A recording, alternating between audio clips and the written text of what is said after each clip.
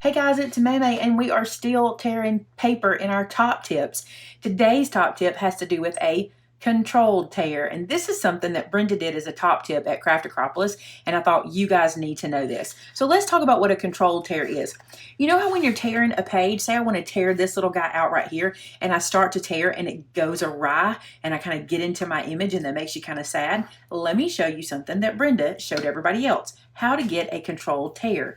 So if you take your ruler and you lay it where you want to tear the project, you can then tear it away like this and you get a controlled tear. See how I still tore it, but I kind of planned where it was going, right?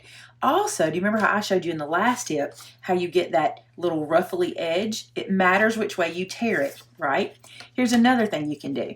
You can kind of use the ruler to guide you like this and still be a little bit wiggly. See, I'm being a little wiggly and pulling toward myself, and I'm leaving for myself that white edge, and I'm getting a pretty straight line. By using the ruler when you're tearing, it keeps you from getting into the image, which can happen if you were to slip when tearing, okay? Another way that Brenda does a control tear, which is really smart, is this. When she's tearing, she doesn't just take the paper and tear it like this. You don't just rip it like that. What she does is she uses her thumb, okay, and she lets it drive the tear. Do you see what I'm doing there? I'm letting my thumb keep me from going where I don't need to go.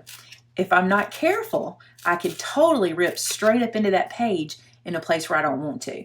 Like here, I need to get a little more of that off.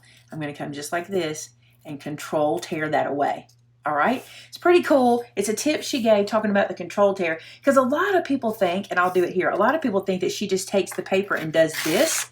Sometimes she does, sometimes she doesn't. If she wants to be specific, she uses her thumb with that little controlled tear like this, or uses the ruler if she wants to be really specific. And I know it's hard to believe Brenda uses a ruler, but she does.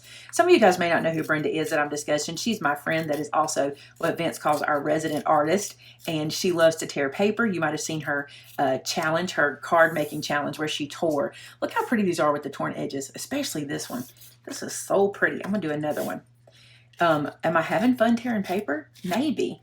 Gosh, are you guys going to see this in my future? Who knows? If you know me at all, I'm not a paper tearer, but I do love how this looks torn. It reminds me of the Constitution. Isn't that pretty? So that's it. Control tear. Use your ruler or use your thumb to get it to tear right where you want it to go. And I've seen her do this so many times, and I've gotten pretty good at it, right? There you go. That's gorgeous. I love that. I can see that on the front of a card. All right, guys, there's your top tip for today. It's a control tear, and it's brought to you by Brenda by way of Maymay. So there you go. Thanks so much for watching, guys. Talk to you again next time. Bye-bye.